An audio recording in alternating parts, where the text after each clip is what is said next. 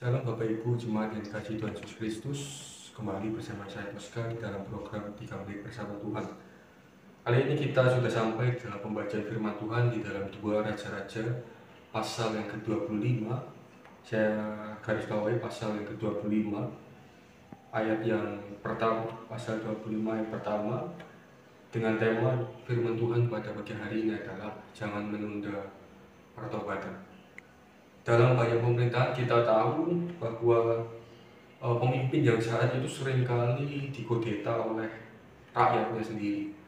Namun kalau kita mau lihat di dalam pembacaan hari ini, Yehuda pada saat itu bersifat teokratis atau bersifat Tuhan yang memimpin langsung bangsa mereka.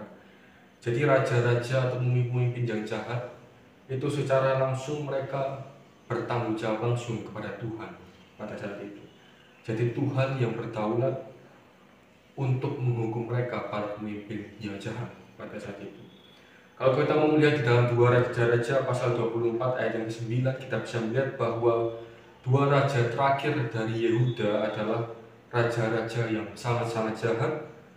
Kita melihat pertama adalah Yoyakim yang hanya memerintah selama 3 bulan karena Raja Babel pada saat itu mengepung Yerusalem dan menangkapnya serta merampas kekayaannya. Dan baik Allah dan menawan sebagian besar penduduk Yerusalem pada saat itu untuk menuju ke Babel. Yang kedua adalah Zedekia, paman Yoyakim, yang diangkat oleh Nebukadnezar atau biasa disebut sebagai raja atau pemimpin boneka pada saat itu. Zedekia menjadi raja di saat kerajaan Yehuda itu begitu miskin dan lemah pada saat itu.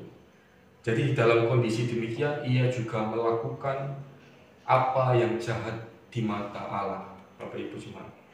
Tepat seperti apa yang dilakukan oleh Yoyakim, raja sebelumnya. Walaupun Allah terus-menerus mengingatkan melalui para nabi pada saat itu, raja ini tidak kunjung bertobat di dalam kelakuan mereka yang jahat tersebut. Bahkan setelah merasa mereka itu kuat, mereka memberontak terhadap Babel, dan perbuatan bodoh mereka, khususnya Zedekia, itu mengakibatkan Yerusalem dikepung oleh tentara Babel selama 2 tahun, sehingga sisa penduduk kota itu mengalami suatu musibah, yaitu kelaparan yang dahsyat. Bapak Ibu, ayat 25 1-3 kita bisa membacanya. Maka dari itu kita bisa melihat bahwa sepanjang sejarah bangsa Israel, Allah berkali-kali memberikan anugerahnya kepada bangsa Israel, yaitu pengampunan kepada mereka atas pelanggaran serta dosa-dosa yang membuat Allah murka terhadap mereka. Akan tetapi kali ini kalau kita melihat, Allah tidak lagi mengampuni mereka atas kesalahan mereka. Jadi Allah telah menghentikan anugerah bagi bangsa Israel pada saat itu, sehingga akan tiba waktunya masa itu akan diambil. Oleh karena itu, mari kita merenungkan bersama melalui firman Tuhan pada pagi hari ini, bahwa mari kita merefleksikan apakah kita sudah hidup di dalam Kristus atau belum.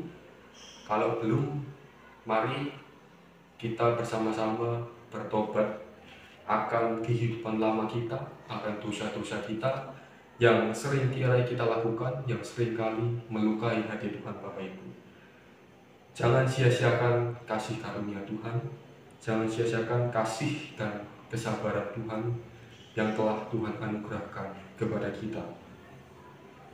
Terutama adalah mari kita jangan menunda pertobatan, dan kita jangan meremehkan kasih karunia-Nya, serta kita jangan menolak anugerah yang telah diberikan Tuhan kepada kita. Saya percaya Roh Kudus yang telah diberikan Allah kepada kita, yang memampukan kita, menolong kita untuk kita bertobat dan tidak kembali ke dalam kehidupan lama kita, yaitu dosa kita. Terima kasih. Segala kemuliaan bagi Tuhan kita Yesus Kristus. Amin.